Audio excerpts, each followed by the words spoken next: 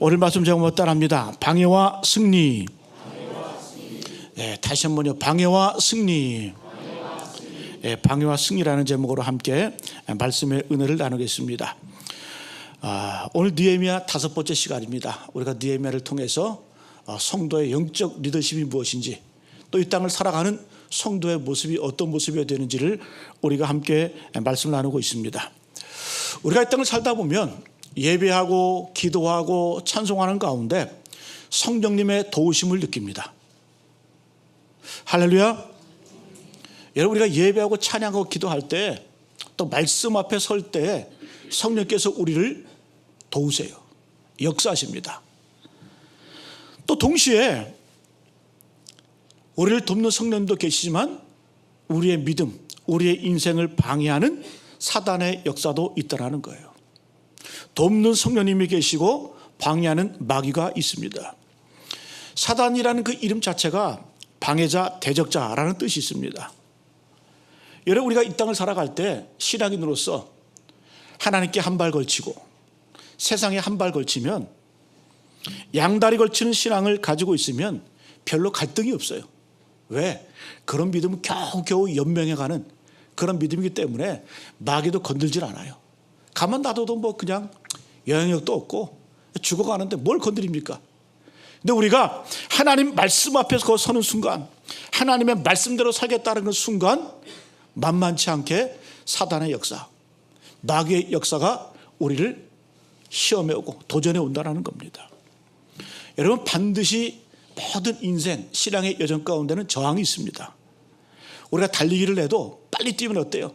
바람이 막 타고 오면 저항하잖아요. 그죠? 뭐 어떤 분들은 자전거 탈 때 보면, 뭐 일반 자전거는 그냥 뻣뻣하게 서서 타지만 그 선수들 보게 되면 바싹 구부리잖아요. 그죠? 바싹 구부려가지고 왜 그럴까요? 힘들어서가 아니라 바람의 저항을 줄이기 위해서 허리를 숙입니다. 또 자동차도 설계할 때 뭐 에어로다이나믹 뭐 그래가지고 바람 저항을 이제 잘 바람을 막 흘려보내는 어떤 그런 형태로 자동차를 만들게 합니다. 저는 예전에 수영선수 하는 얘기를 들어봤어요. 수영선수가 이 물에서 수영을 할 때, 시합을 할 때 몸에 있는 털을 다 깎는데, 머리털부터 해서 다 깎는데, 팔다리에 있는 털까지 다. 왜 그럴까요? 물의 저항을 줄이기 위해서 그렇게 노력하고 0.0001초를 줄이기 위해서 그렇게 노력한다는 거예요. 여러분, 우리가 이 땅을 살아갈 때 반드시 방해가 있고 사단의 역사가 있고 우리를 하나님 뜻대로 살지 못하게 하는 마귀의 역사가 있어요. 저항이 있습니다. 그럼 우리는 어떻게 돼요? 하나님의 말씀으로 무장해서 이겨내야 될 줄로 믿습니다. 여러분, 그래서 사단이 나를 넘어뜨리고 내 마음속에 시험이 있고 또 내 마음에 갈등이 있다? 기뻐하십시오. 살아있다라는 증거예요. 왜? 내가 영적으로 살아있기 때문에 하나님과 세상 사이에서 갈등하는 거예요. 그래서 우리는 하나님의 뜻을 선택하는 거고 하나님의 말씀대로 살기를 우리가 노력을 하는 거예요. 그게 바로 뭐다? 복이라는 거예요. 복이라는 겁니다.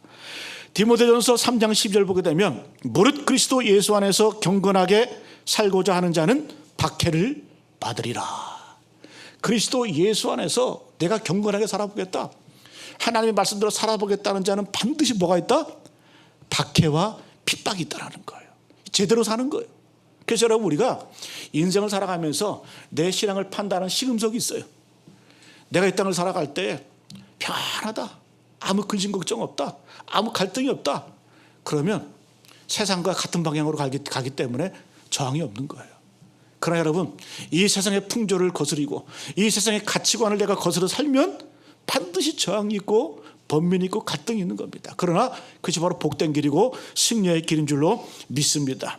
여러분, 오늘 느헤미야의 말씀의 내용도 저항을 말해요.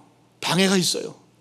느헤미야가 이제 예루살렘으로 돌아와서 52일 만에 성벽을 재건하는 그런 과정인데요, 얼마나 참 대단합니까? 그죠? 순식간에 50일 만에 성벽을 건설을 해요.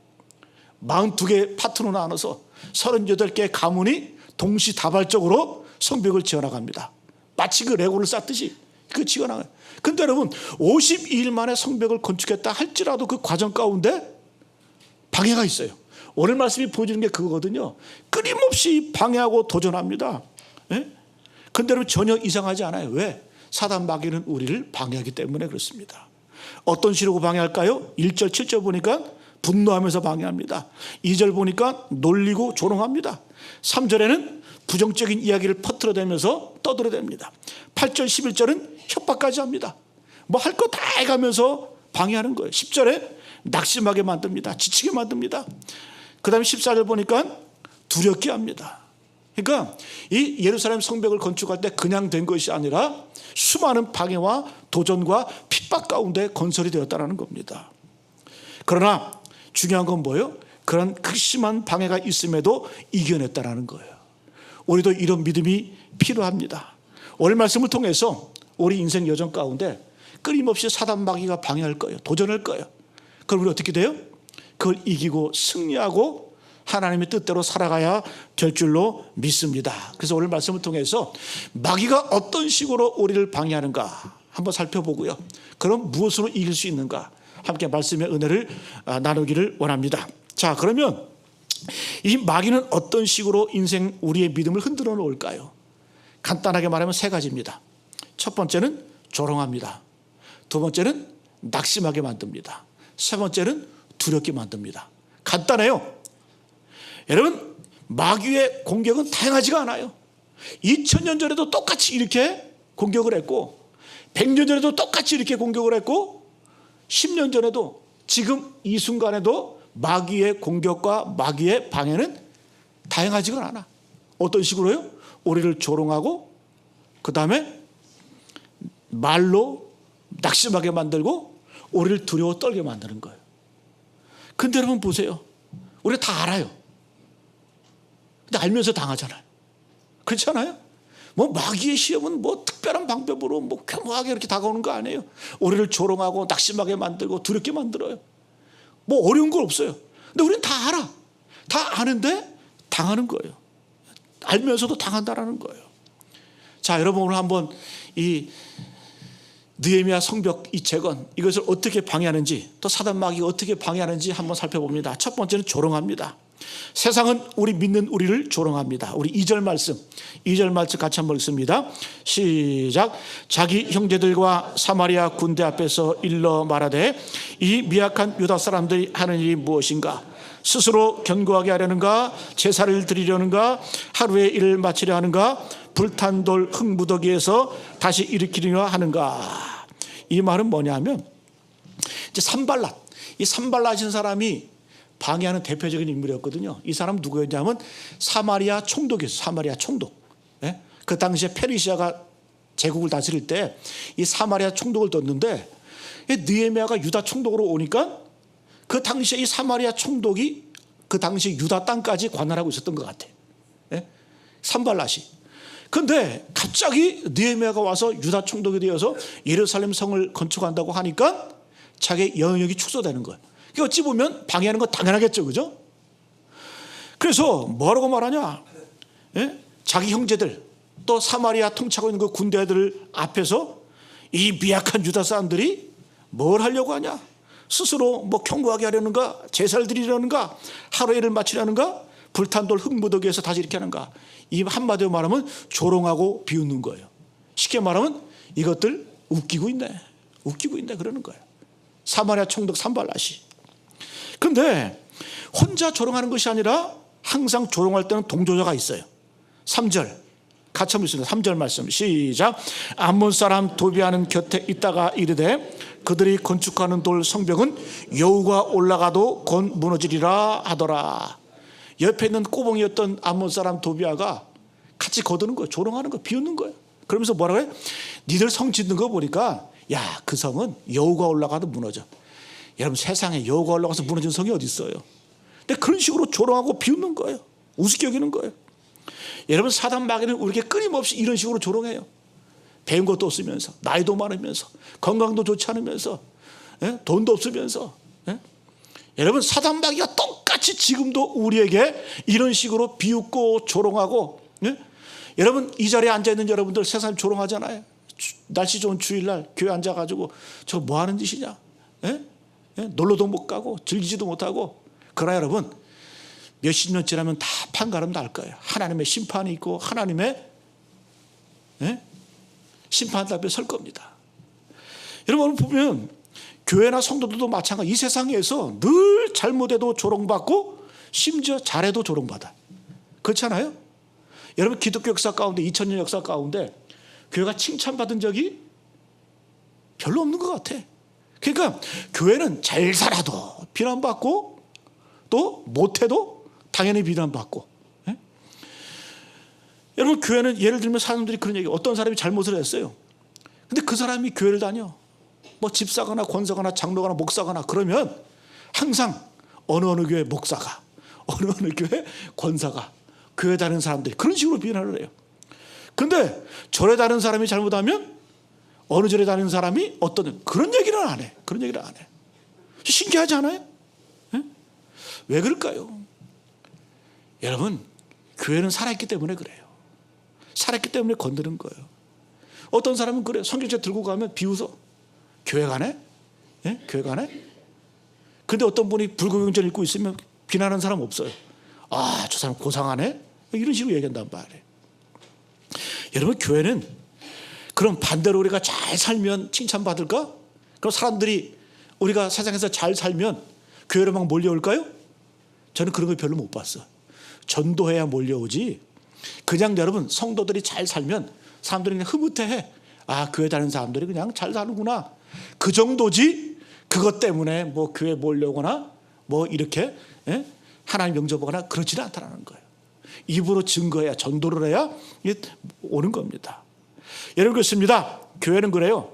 우리가 잘 살면 세상이 우리를 칭찬하고 영광 돌리겠지? 그렇지가 않아요. 잘 살아도 비난받고 조롱받고, 못 살면 당연히 비난받는 게 바로 우리 믿는 자들의 모습이라는 거예요. 자, 그러면 우리가 해야 될 일이 뭘까요? 이 세상의 비웃음과 조롱 앞에 하나님 앞에 서 있는 것이 중요한 줄로 믿습니다. 세상은 끊임없이 이 조롱이란, 비웃음이라는 어떤 그런 무기를 가지고 우리에게 도전해 옵니다. 예? 왜? 당연해요. 마귀는 그래. 그게 하는 일이기 때문에.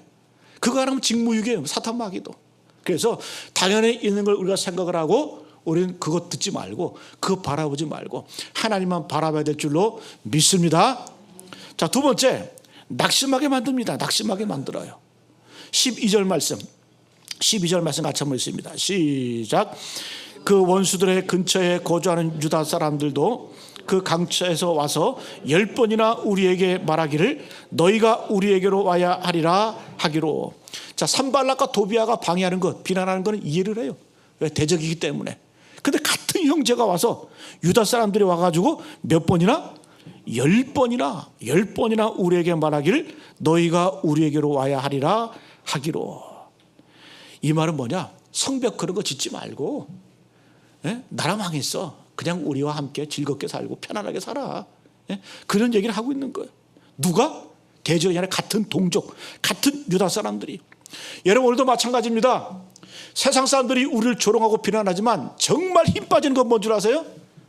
같이 믿음을 가진 사람들이, 같이 교회에 있는 사람들 때문에 우리가 상처받고 시험당하고 낙심하게 된다는 거예요. 오늘 분명히 말합니다. 산발락과 도비아뿐만 아니라 같은 동족이던 유다 사람들이 와가지고 어떻게, 그것도 한 번, 두 번도 아니라 10번이나 와가지고 너희 우리한테 와, 우리 편에서 그냥 편하게 살아, 이렇게 낙심하게 만든다는 거예요. 정보를 주는 척하고 위해 주는 척하고 돕는 척하면서 그 본질을 들어가 보면 낙심하게 만드는 거예요. 시험 들게 만드는 거예요. 그래서 여러분 우리가 교회에서 정말 말 조심해야 돼. 그 여러분 사단이 우리 가운데 역사하는 거예요. 여러분 세상에서는, 일반 사회에서는 그렇게 함부로 말하면 상중 안 하거든요. 그렇잖아요. 누가 나한테 기분 나쁜 말 했어, 모욕적인 말을 했어, 우리는 사회에서는 그런 사람 상대 안 해, 상종 안 해. 근데 교회는 그렇게 말을 해도 함께 하나 해야 되는 곳이 교회잖아요. 말 조심하셔야 돼요. 쉽게 얘기하잖아요. 나이든 총각한테 왜 결혼 안 하냐, 또 나이든 처녀한테 왜 결혼 안 하냐. 아, 자기가 뭐 결혼하면 보조금 줄 거예요? 그것도 아니면서 왜 결혼하냐. 아, 알아서 하면 되는 거지 뭘 그렇게 자꾸 그렇게 물어요. 그리고 뭐 심지어 이런 말 하면, 나이 들어서 결혼하면 애가 건강에 안 좋대. 아우, 우리 교회는 아니에요. 제가 전교에 있을 때 병원 신방 가면 옆에 가가지고 따라가가지고 무슨 죄가 있는지 곰곰이 생각해 보라고. 여러분, 죄 같지 않은 죄 중에 정말 큰 죄가 말로 짓는 죄예요. 예? 모든 죄는 어디서? 마음에서 나오는 그 말로부터 시작되는 거예요. 그래서 우리가 한마디 한마디 할 때 세 번 생각하고 세 번 생각하고 말하세요. 그리고 내가 이 말을 해서 이 사람에게 도움이 안 된다고 생각하면 말하지 마세요. 말하지 마세요. 여러분, 낙심하게 하는 게 큰 죄예요. 말로. 그 남아프리카 공화국에서 옛날에 그 보어전쟁이나 보어전쟁 1899년에서 1902년까지 전쟁이 있었는데요. 이 남아프리카 공화국에서 흑인과 백인이 전쟁한 게 아니에요. 그 남아프리카를 지배했던 그 백인들끼리 싸운 거예요.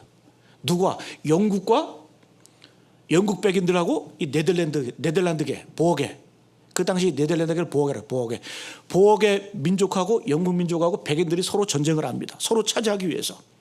그때 이 전쟁 중에 재밌는 얘기가 있었어요. 뭐냐면 이 보어계 군인 중에 이 사람이 전쟁을 하면서 막 자기 군대 진영을 돌아다니면서 이런 얘기, 우리가 진다 막 하면서, 야, 우리 질 거야, 상대가 안 돼, 막 이렇게 하면서 떠들고 다니는 거예요. 그래가지고 이 보어계 이 군대에서 이 병사를 잡아다가 재판을 합니다. 그래서 죄명을 붙이는데 무슨 죄? 낙심하게 한 죄. 감옥에 들어갔대. 그래서 낙심하게 하는 죄도 이 당시에 판결을 받아가지고 감옥에 간 사람이 있어요. 여러분, 낙심하게 한다는 것, 말이 여러분 우리를 아프게 만들고 말이 좌절시키는 거예요. 여러분, 오늘 이 느헤미야를 더불어 유다 백성들 성벽을 건축하면서 산발랏, 도비야, 이 대적들의 이 방해와 이 말들은 견딜 수가 있었어요. 그런데 같은 동족이었던 유다 백성이 와가지고 10번씩이나 회유하고 권유하고, 또 너희는 안 돼, 너희는 안 돼, 해도 안 돼, 이렇게 낙심하게 만든다라는 거예요. 여러분, 교회 안에서도 이런 거 조심해야 됩니다. 절대 우리는 말로 용기가 안 되는 말이라고 한다면, 도움이 되지 않는 말이라고 하면 말하지 말아야 돼요. 말하지 말아야 돼. 시편 42편 5절 말씀, 내 영혼아 내가 어찌하여 낙심하며 어찌하여 내 속에서 불안해하는가. 아마 다윗 왕도 수많은 말을 들으면서 수많은 공격을 받으면서 낙심이 됐던 것 같아. 또 마음에서 그 마음 가운데 불안함이 있었던 것 같아요. 그런 세력들이 다윗에게도 끊임없이 있었던 것 같습니다. 그때 다윗은 뭐예요? 너는 하나님께 소망을 두라. 너는 하나님께 소망을 두라. 그가 나타나 도우시로 말미암아, 우리가 승리하게 될 것이다. 내가 여전히 주님을 찬송할 것이다. 여러분, 낙심하는 말 듣지 마시고, 낙심케 하는 그러한 소리 듣지 마시고, 하나님을 바라보시고 하나님을 소망하시기를 간절히 축복합니다. 세 번째는 사단 마귀가 어떻게 해요? 두렵게 만들어. 14절 중요한 말씀입니다. 14절 말씀 우리 같이 먹습니다. 14절 말씀 시작. 내가 돌아본 후에 일어나서 귀족들과 민장들과 남은 백성에게 말하기를, 너희는 그들을 두려워하지 말고 지극히 크시고 너희 형제와 자녀와 아내와 집을 위하여 싸우라 하였느니라. 자꾸 그런 소리 들으니까, 방해를 들으니까 어떻게 해요? 또 사마리아 군대가 그 앞에까지 와서 자꾸 방해를 하니까 그 마음속에 두려운 마음이 드는 거예요. 두려운 마음이. 그때 느헤미야가 뭐라고 말하냐? 내가 돌아본 후에 일어나서, 느헤미야가 이제 말하는 거예요.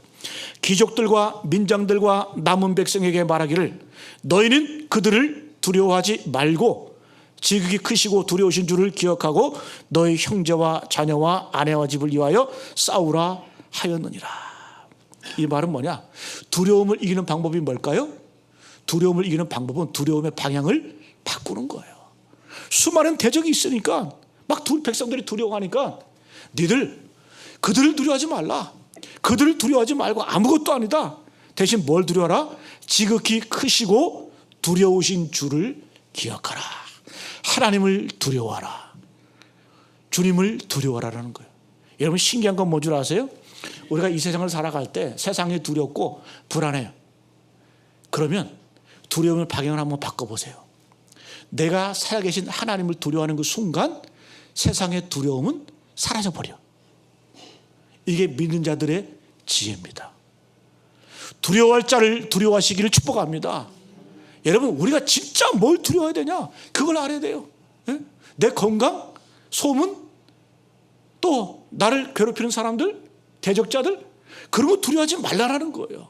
오히려 지극히 크신 하나님을 두려워할 때 이 모든 두려움이 사라진다라는 겁니다. 여러분 누가복음에도 주님 말씀하셨잖아요. 누가복음 12장 4절 이하의 말씀. 몸을 죽이고 그 후에는 능히 더 못하는 자들을 두려워하지 말라. 여러분 이 세상 사람은 우리를 죽일 수 있어요. 그걸로 끝이라는 거예요. 예? 그 이후에는 우리를 어떻게 못해. 그러나 주님 뭐라고 말씀해요? 마땅히 두려워할 자를 내가 너희에게 보이리니 곧 죽인 후에 또한 지옥에 던져놓는 권세 있는 그를 두려워하라. 우리 하나님 어떤 분이세요? 죽은 다음에 영원한 지옥과 천국에 그 권세가 있는 그 하나님을 두려워하라는 거예요. 그래서 여러분 우리가 이런 하나님 앞에 두려움을 가지고 경외하는 마음으로 저 앞에 나갈 때 이 세상이 더 이상 두렵지 않아요. 담대하게 살 수 있는 겁니다. 어떻게 담대하게 살아요? 진짜 두려워할 자를 두려워할 때에 우리가 이 세상을 담대하게 승리하며 나가게 될 줄로 믿습니다. 여러분 하나님을 내 앞에 모시고 사는 존재가 어떻게 세상이 두렵겠어요? 예? 여러분 마귀의 3대 무기 조롱해요. 낙심하게 만들어 끊임없이 두렵게 만들어요. 근데 우리는 알면서도 당해. 다 알아요. 근데 알면서도 당해. 마귀의 방법은 예나 지금이나 똑같아요. 변함이 없어요. 그러나 우리는 예비하면 이길 수 있어요. 자, 그럼 어떻게 이길 수 있을까? 첫 번째 한번 따라합니다. 기도하라. 기도하면 이길 수 있습니다. 누구나 다 잘 알죠, 그죠? 여러분 느헤미야가 우리가 1장부터 4장까지 지금 보았잖아요, 그죠? 느헤미야가 좋은 것은 뭐냐면 1장부터 4장까지 다 기도예요. 우리가 1장에서 보았듯이 느헤미야가 언제 기도했습니까? 1장에 보게 되면 그가 페르시아 궁전에 있을 때에 그의 형제 하나니로부터 예루살렘 성이 회파되었다, 성문이 불탔다, 이런 소문을 듣습니다. 그때 느헤미야가 뭘 했습니까? 곧장 기도하는 거예요. 곧장 기도하는 거예요. 금식하며 기도하는 거예요. 그래서 1장은 금식하며 기도, 금식 기도를 말하고 2장으로 넘어오게 되면 이제 그 궁에서 하나님의 응답이 있기까지 4개월 동안 기도합니다. 이 기도는 계속적인 기도, 지속적인 기도를 말하는 거예요. 1장은 금식 기도, 2장은 지속적인 기도, 3장으로 넘어와서 이 느헤미야가 예루살렘으로 와서 어떤 기도를 하냐? 온 백성과 함께 기도합니다. 함께하는 기도예요. 함께 성벽을 건설하면서 함께 기도하면서 건설합니다. 오늘 4장은 어떤 기도냐면 부르짖는 기도예요. 부르짖는 기도. 그래서 1장, 2장, 3장, 4장을 다 보면 느헤미야는 그의 리더십은 어디서 나왔다? 기도에서 나온 거예요. 오늘 여러분 기도 한번 볼까요? 4절부터 5절 말씀. 4절 5절 말씀. 시작. 우리 하나님이여 들으시옵소서. 우리가 업신여김을 당하나이다. 원하건대 그들이 욕하는 것을 자기들의 머리에 돌리사 노략거리가 되어 이방에 사로잡히게 하시고 주 앞에서 그들의 악을 덮어 두지 마시며 그들의 죄를 도말하지 마옵소서. 그들이 건축하는 자 앞에서 주를 노하시게 하였음이니이다 하고. 느헤미야가 이 방해 소식을 듣고 하나님께 나가서 부르짖으면서 외치는 거예요. 우리 하나님이여 들으시옵소서. 하나님으로 듣게 하려면 어떻게 돼요? 부르짖어야 돼. 부르짖어야 돼. 그러면서 우리가 업신여김을 당하나이다. 우리는 누구예요? 하나님의 백성, 하나님의 택한 백성이 업신여김을 당하나이다. 원하건대 그들이 욕하는 것이 그들의 머리로 돌아가게 하옵소서. 저주하는 거예요. 그리고 그들이 세상에서 노략거리가 되게 하옵소서. 또 그들이 망해서 이방 사람들에게 사로잡히게 하옵소서. 주 앞에서 그들의 악을 덮어주지 마시며 그들의 죄를 도말하지 없게 여기지 마시고 그들의 죄가 여전히 그들 가운데 있게 하옵소서. 저주죠, 저주. 여러분 이런 기도할 때 조용히 기도했을까요? 이런 기도는 부르짖는 기도예요. 침 튀기면서 피 튀기면서 하나님께 부르짖으면서 기도하는 거예요. 느헤미야도 여러분 페르시아 그 왕의 사랑을 받은 사람 아니에요?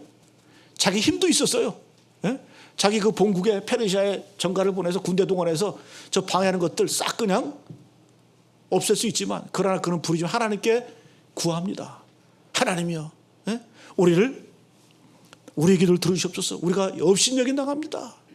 여러분 우리가 주님 앞에 사람들이 나를 조롱하고 비난하고 업신여길 때에 사람 상대하지 마세요.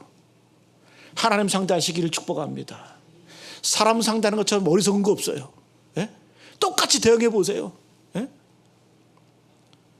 성경은 말하죠.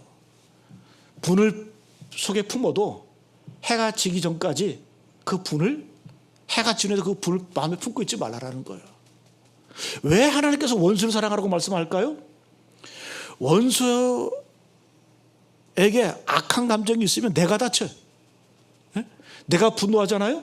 내 건강에 안 좋아. 스트레스 받아. 그럼 하나님께서 대적을 사랑해서 우리에게 원수 사랑하라, 분을 품지 말라고 하는 이야기가 아니라 우리를 위해서 분을 품지 말고 원수 사랑하라는 거예요. 오늘 여러분 이 기도는 느헤미야가 아는 거예요. 자기가 당하는 어떤 비난, 모욕, 조롱, 두려움 이런 것들을 하나님께 부르짖으면서 하나님이여 들으시옵소서, 이렇게 외치고 고발하고 욕하다 보면 내 감정이 정리가 되는 거예요. 여러분 기도하실 때 부르짖으면서 기도해 보세요. 마음이 시원해져. 맨날 여러분 조용조용 기도하지 마시고 오늘 느헤미야처럼, 느헤미야도 여러분 지도자 아닙니까? 체면이 있을 거 아니에요. 근데 그 체면 다 내려놓고 그냥 하나님께 부르짖는 거예요. 우리가 업신여긴 나갑니다. 저들의 죄를 그들의 머리에 돌려주시고, 그들이 당한 대로 그대로 당하게 해주십시오. 하는 대로 그대로 당하게 해주십시오. 이렇게 고발하고 욕하고 주 앞에 나아가서 기도하면 내 감정이 정리가 되는 거예요. 그러면 어떻게 해요? 내 마음껏의 평화가 와요. 감정이 정리가 돼. 그럼 원수까지도 사랑할 수 있는 그런 단계까지 나아갑니다. 여러분 그래서 기도는 이걸 다 받겠죠. 이스라엘 백성들이 그 기도하는 소리를 듣고 힘을 얻은 거예요. 아, 우리 지도자 느헤미야가 기도하는구나. 한번 따라해 볼까요? 기도는 보는 것이고 기도는 듣는 것이다. 기도는 하는 것이라기보다는 기도는 보는 것이고 기도는 듣는 거예요. 우리의 기도를 우리 자녀들이 들어요. 우리가 기도하는 그 모습 옆에 있는 사람들이 보고 듣는 거예요. 우리 초기 선교사 가운데 이 장로교 선교사인데요, 이 사무엘 마포 삼열이라는 선교사가 있어요. 이분은 우리나라 사람이 아니에요. 근데 이름이 마포 삼열이에요. 원래 본명은 사무엘 마펫 이 이름인데, 뭐 지금 여러분 장신대에 가보시면은 큰 강당이 있는데 그게 마펫 기념관. 예, 마펫. 근데 이 사람이 이 원래 본 이름이 사무엘 마펫이었는데 이름을 바꿔요. 우리나라 이름으로 선교 와가지고 마포 삼열. 왜 마포가? 성을 마포로 해서 마포. 마시도 아니고. 자기가 선교지 우리나라 들어올 때 마포 나라로 들어왔다고 해서 마포. 예? 근데 여러분 보세요. 자기 이름 그 마펫, 마포 비슷하잖아요. 그래가지고 아, 내가 들어온 마포하고 내 이름 마펫하고 비슷하구나. 그래서 마포, 성을 마파라고 짓고 이 사무엘을 우리식으로 이름을 줬는데 사무엘을 뭐라고 줬어요? 삼열. 여러분 우리가 사무엘이라고 이름 짓기 좀 그런 분들은 자기 자녀 이름은 삼열이. 그 삼열의 이름이 참 많아요, 그죠? 근데 다니엘이라고 이름 짓기는 뭐해서 뭐라 그래요? 다니엘, 문다니엘. 그 다니엘, 문다니엘. 그래서 그러면 이분이 이제 우리나라에 와서 장로교 선교사인데 선교사역을 하는데 뭐 힘도 없고 능력도 없고 깝깝하잖아요. 한국에 들어와 보니까, 마포나라로 들어와 보니까 깝깝해서 그냥 이분이 이 자녀가 5명이었대요. 근데 이분이 하나님께 기도하는 거예요. 하나님, 나는 선교하느냐고, 내 자녀 책임 못 집니다. 그러면서 하는 말이, 우리 집안은 주께 기름 부음 받은 가정입니다. 내 자녀들 하나님이 책임져 주옵소서. 이 자녀들이 들을 때, 예배 드릴 때마다, 밥 먹을 때마다 아버지가 이런 기도하니까 이 자녀들이 우리 아버지 참 무책임하다, 그런 생각이 드는 거예요. 아니, 아버지가 책임지고 부모가 책임져야지 책임을 누구한테 돌려요? 하나님께 돌려버리는 거야. 근데 여러분, 그 아들 가운데 한 분이 나중에 선교사가 됩니다. 아버지의 뒤를 이어서. 근데 이분이 하는 고백이 있어요. 이분이 뭔 얘기를 하냐? 나는 지금 내가 선교 사역을 하면서 지금도 기억하는 게 뭐냐? 아버지의 기도를 내가 보았다.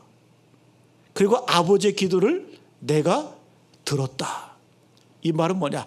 기도는 하는 것도 중요하지만 기도를 보는 것도 중요하고 기도를 듣는 것도 중요하다는 거예요. 여러분 한번 생각해 보세요. 이 선교사가 자기가 선교 일을 하면서 아들이 정말 어려움이 있고 또 이 고난이 있을 때에 이분이 하는 얘기, 아들 선교사가 하는 얘기예요. 그 아버지의 기도가 뇌 속에 떨어지지 않더라는 거예요. 자기 아버지가 한 기도, 아버지 우리 자녀들 하나님이 책임져 주시고 하나님이 돌봐주십시오. 그러니까 그 아들은 그 아버지의 그 기도를 본 거예요. 그 아버지의 기도를 들은 거예요. 여러분, 기도의 유전이 이렇게 무서운 거예요. 제가 지난주에 말씀드렸죠. 이스라엘 백성들은 2000년이 지나도 자기国으로 돌아오잖아요. 이런 민족이 있습니까? 세상 천지에 400년 종살이를 해도 그들의 정체성을 잊지 않잖아요. 70년 포로 생활을 해도 무슨 연어가 돌아오듯이 돌아오잖아요.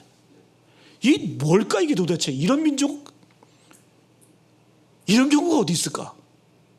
바로 여러분 기도의 유전인 거예요. 여러분 이런 말 있죠. 기도하면 기억한다. 이스라엘 백성들은 바벨론 포로로 끌려갔어요. 다니엘도 예루살렘을 바라보면서 3번 기도했어요. 근데 기도하면서 자기의 정체성, 자기 어떤 민족의 믿음의 유산들을 기억해내는 거. 여러분 기도가 그렇게 무서운 거예요. 우리가 기도할 때 새벽에 나와서 기도하고 수요일에 나와서 기도하고 금요일에 나와서 기도하는 것, 여러분 다 누가 보고 듣는 거예요. 그 믿음이 유전되는 거예요. 그리고 그 기도를 통해서 우리 자녀들의 믿음이 더욱더 견고해지는 거예요. 여러분 그러면 이거 없으면 우리 자녀들이 뭘 보고 배우겠어요? 뭘 보고 그 믿음을 이어나갈까요? 대책이 없는 거예요. 기도할 때에 우리 아버지는 늘 골방에서 기도했다. 우리 어머니는 늘 새벽에 일어나서 교회가 멀어서 교회는 못 온다 할지라도 집에서 눈물 뿌리면서 기도했다. 자녀로서 기도했다. 저는 이런 주갑도 장모님 몇 달 전에 우리가 하늘 천국 보내드리면서 그 자녀가 그걸 기억하더라고요. 유품 정리하면서 말씀드렸죠. 아버지의 수첩을 보면서 그 아들이 저한테 그런 얘기를 하는 거예요. 저희 아버지가 마지막 그 주갑도 장로님의 글이 뭐였냐. 아버지, 하나님 금요기도에 못 갑니다. 너무 힘들어서 못 갑니다. 하나님 죄송합니다. 그거 남기고 가신 거예요. 그럼 자녀들이 뭘 기억할까요? 그 아버지의, 그 장로님의, 그 우리 아버지는 기도하는 아버지였다. 그걸 보는 거예요. 그걸 듣는 거예요. 그래서 여러분, 자녀들은 그 힘 가지고 사는 거예요. 그 믿음의 유전, 그 기도의 유전을 통해서 이 땅을 이길 힘을 가지고 살아가는 겁니다. 여러분 기도의 유산을 남기시길 간절히 축복합니다. 마지막 한번 따라합니다. 중단하지 말고 계속하라. 하나님의 일은 중단하지 말고 계속, 이게 승리하는 비결입니다. 마귀는 끊임없이 중단하게 만듭니다. 조롱하고 비난하고 낙심하게 만들고 두려워하게 만들어요. 근데 여러분 마귀가 정말 두려워하는 게 뭔 줄 아세요? 옳은 일을 끝까지 하는 걸 제일 두려워해요. 이게 마귀의 시험을 이기는 거예요. 내가 정말 힘들어, 감당할 수 있는 기분이 아니야.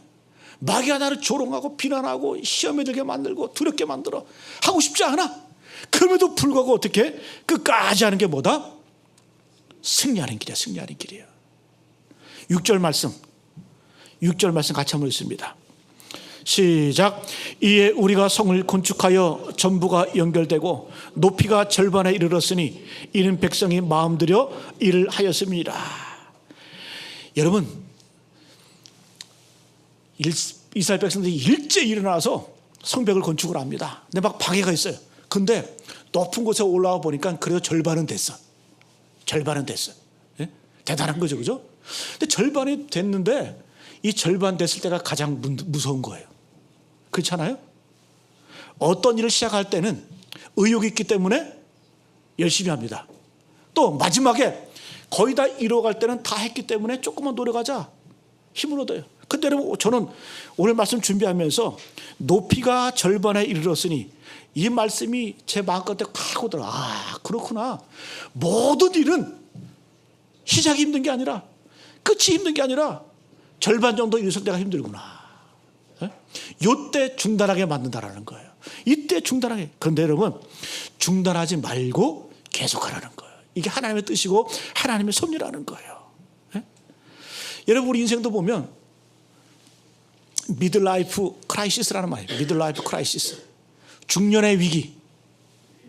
그런 걸 많이 하죠. 그죠? 중년의 위기. 신혼 때는 신랑만 보이고 신부만 보이기 때문에 별로 위기가 없어요. 또 노년에 보세요. 부부들이 위기가 별로 안 오죠. 아니, 살 만큼 살았잖아요.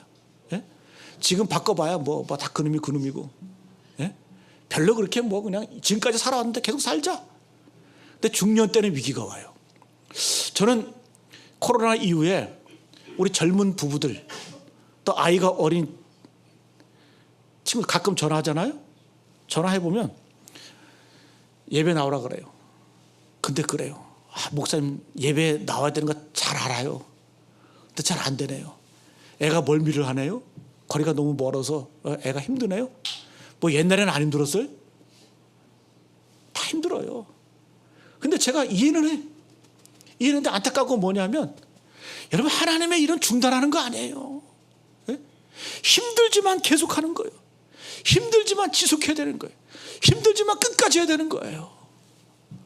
이게 하나님이라는 거예요. 거기에 승리가 있는 것이지, 여러분, 우리가 계속해서 중단하게 만드는 것, 이거 사단의 역사입니다. 기도를 중단하지 마세요. 예배를 중단하지 마세요. 말씀 있는 것을 중단하지 마세요. 이것이 바로 승리의 비결인 줄로 믿습니다. 여러분, 느헤미야는 산발랏이 사마리아 군대까지 동원을 내서 막 도전하잖아요. 시험에 들게 만들고 겁주고 위협하잖아요. 근데 느헤미야가 어떻게 했는지 한번 볼까요? 자, 마지막으로 17절 갈평에서 17절 18절 말씀 시작. 성을 건축하는 자와 짐을 나르는 자는 다 각각 한 손으로 일을 하며 한 손에는 병기를 잡았는데 허리에 칼을 차고 건축하며 나팔 부는 자는 내 곁에 섰었느니라. 어떻게 이랬어요? 한 손으로는 일을 하고 한 손으로는 손에 병기를 잡았다. 그럼 일이 됩니까? 이렇게라도 일이 되는 거예요. 한쪽에는 칼을 차고 한 손으로는 일을 하는 거예요. 그렇게 일을 할지언정 중단하지 않는다라는 거예요. 여러분, 뒤에 보면 이런 말씀이 많이 나와요. 예? 예? 17절 18절 그 또 뒤에 이렇게 보면 건축할 때 어떻게 하냐, 파수꾼을 세워요. 그래서 전쟁에 대비도 하지만 또 일은 중단하지 않는 거예요. 여러분, 한 손에는 믿음의 칼을 들고 성령의 검을 가지고 싸우시기를 축복합니다. 또 한 손으로는 중단 없이 일하시기를 축복합니다. 내가 나이가 많아, 이제는 쉬어야 돼, 나는 힘이 없어, 돈이 없어, 연약해, 부족해, 아니에요. 그 사단의 속셈이라는 거예요. 기도로 이기시기를 축복합니다. 그리고 성령의 검을 가지고 오늘 여러분, 느헤미야가 한 손에는 칼, 한 손에는 일을 하는 거예요. 계속해서 파수꾼을 세우고 전쟁에 대비 일을 하는 거예요. 중단이 없는 거예요. 이런 삶의 승리를 경험하시기를 간절히 축복합니다. 출애굽기 17장에도 아말렉과 싸울 때 그랬잖아요. 모세와 아론과 훌은 산 위에서 기도합니다. 동시에 여호수아는 전쟁에 나서 싸웁니다. 네? 싸움과 기도가 같이 가는 거예요. 여러분, 이 땅에서 치열한 우리 전쟁을 하는 거, 사단 마귀의 전쟁이 있습니다. 그러나 우리는 기도를 멈추지 않고 예배를 멈추지 않고 예배를 중단하지 않으면서 이 땅을 여러분 최후 승리를 얻기까지 끝까지 변함없이 승리하는 그 모습이 하나님이 기뻐하시는 그러한 믿음의 모습인 줄로 믿습니다. 이러한 삶을 살아가시는 우리 모두 되시기를 축복합니다.